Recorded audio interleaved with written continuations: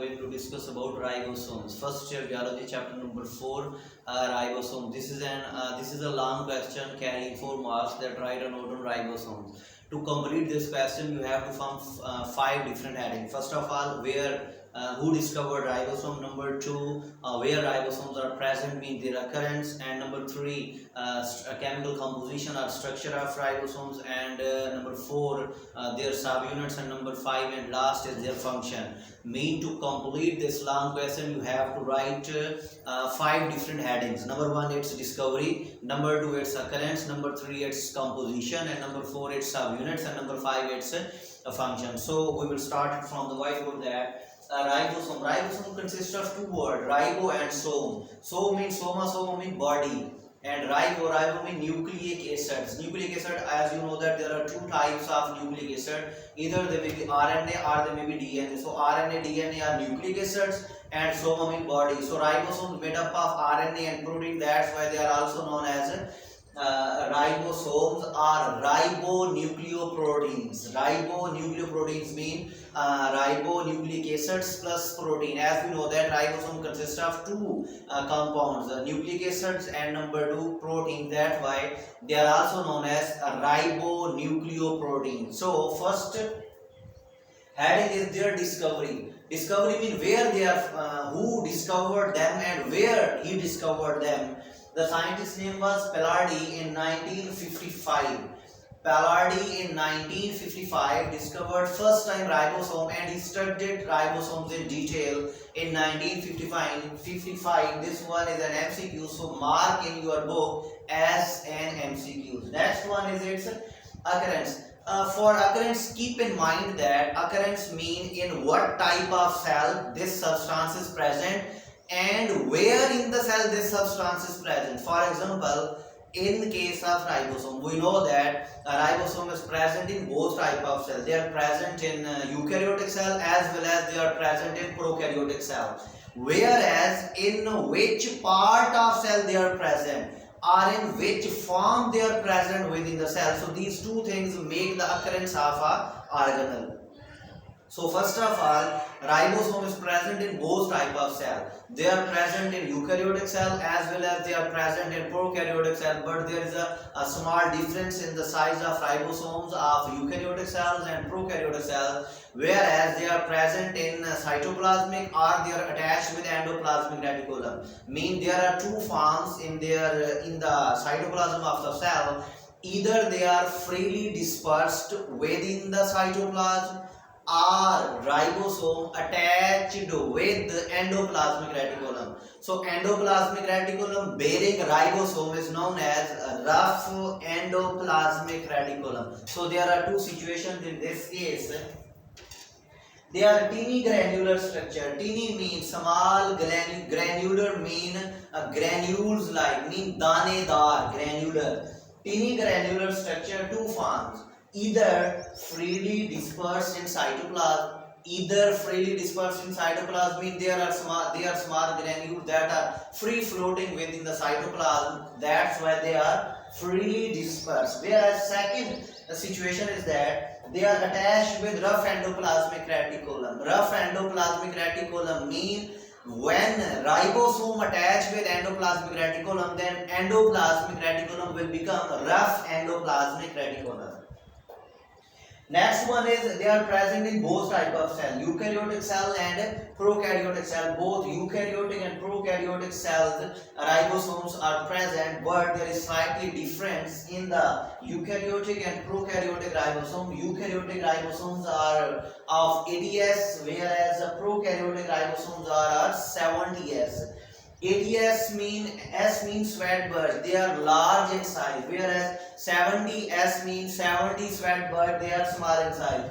This one is not written in your book, so to complete this question you have to write in your book that prokaryotic ribosome are 70S.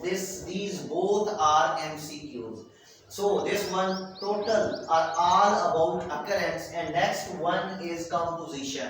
Composition means what are different compounds that will form the ribosome. That how many different type of compound are present in ribosome. There are two different compounds, only two different compounds that are present within the ribosome. One is nucleic acid, that is RNA, and a type of RNA is ribosomal RNA. Ribosomal RNA, and number two is protein, and protein is also ribosomal protein. Ribosomal RNA and ribosomal protein, these are only two compounds that are present within the ribosome. And third one thing is magnesium that attach the two units of the ribosome. So, but in composition there is a difference of composition in prokaryotic ribosome as well as in case of eukaryotic ribosome. If the ribosome is of eukaryotic cell, it consists of equal amount of ribosomal protein and ribosomal RNA. Once again, if the ribosome belongs to eukaryotic cell, it consists of equal amount of ribosomal RNA and ribosomal protein, whereas in case of prokaryotic cell there is a difference in their concentration, that the ribosome of prokaryotic cell consists of ribosomal RNA 60% and protein 40%. So there is a slightly difference in the composition of prokaryotic ribosome as eukaryotic ribosome. Got it? Okay, next one is once again eukaryotic ribosome, equal amount of RNA. RNA is ribosomal RNA, and protein is also a ribosomal protein. This was all about the eukaryotic ribosome, whereas prokaryotic ribosome, RNA 60%, whereas protein is 40%. So there is a difference between ribosomes of prokaryotic cell whereas ribosome of eukaryotic cell. Next one is, they are also called as ribonucleic acid. Ribonucleic acids mean, ribo mean RNA or DNA, and protein mean protein. So they consist of nucleic acid and protein. That why they are also called as ribonucleoproteins. Okay. Next and fourth step is about its subunits. Keep in mind that ribosome, when non-functional, once again, when ribosomes are non-functional, they consist of two subunits. One is large subunit and other is small subunit. When ribosomes are not functional, they are present in two units. Are they dispersed in two units? One is small ribosomal subunit and other is large ribosomal subunit. But when they perform their function, they will attach with each other, and their attachment is controlled by magnesium ion.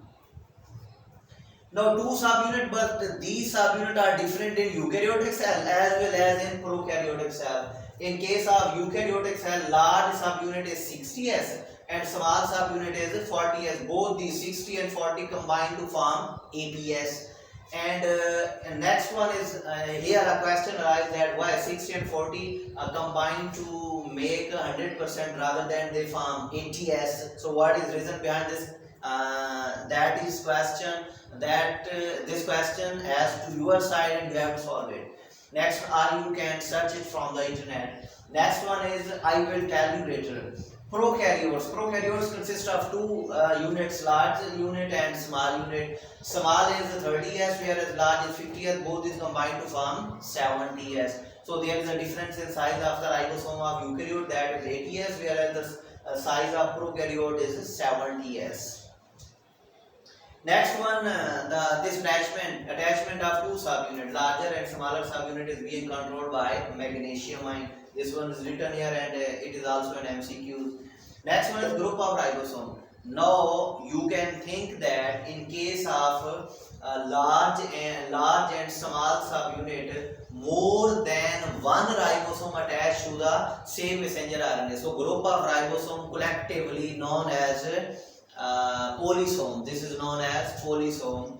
So group of ribosome attached to messenger RNA is called as polysome. This one is an MCQ as well as short question. Next is ribosomes are assembled in nucleolus. Nucleolus is a part of nucleus that is membraneless, and where the ribosome are manufactured. When nucleolus manufacture ribosome, these ribosome cross the nuclear envelope and enter into the cytoplasm where they will become functional and goes to cytoplasm by nuclear pore. Next one is function. Function of ribosome. Ribosomes are protein synthesizing factories. But when they attach with messenger RNA, there are two conceptual MCQs in this diagram. Now, first of all, small ribosomal attached with messenger RNA, not large. First, small ribosomal subunit will attach with messenger RNA. This one is also MCQ. Now you can see that ribosome attached to the fifth end of ribosome. This one, fifth end of messenger RNA. This one is another MCQ. Once again, ribosomal subunit attached with 5 end of messenger RNA. And ribosomal subunit when manufacture protein and they exit from the 3 end of messenger RNA. And other MCQs is that you can see that the process of translation mean protein synthesis start from 5th end. So the ribosomes that are close to 5th end has small polypeptide chain, whereas the ribosomes that are present at the end of the messenger RNA mean toward the 3rd end have highest or largest size of polypeptide chain because they are going to end. So that was all about the ribosome. At last, the function of ribosome is to synthesize protein. There are some relations that ribosomes are protein synthesizing factories, chloroplasts are photosynthesizing factories, mitochondria are energy producing factories, and nucleolus are ribosome synthesizing factory. Nucleolus ribosome synthesizing factory, and ribosome protein synthesizing factory, mitochondria energy synthesizing factory, and chloroplast is photosynthesizing factory. I think I try my best to explain this topic, and at the last, once again, subscribe this channel, like this video, and share with your friends. Allah Hafiz.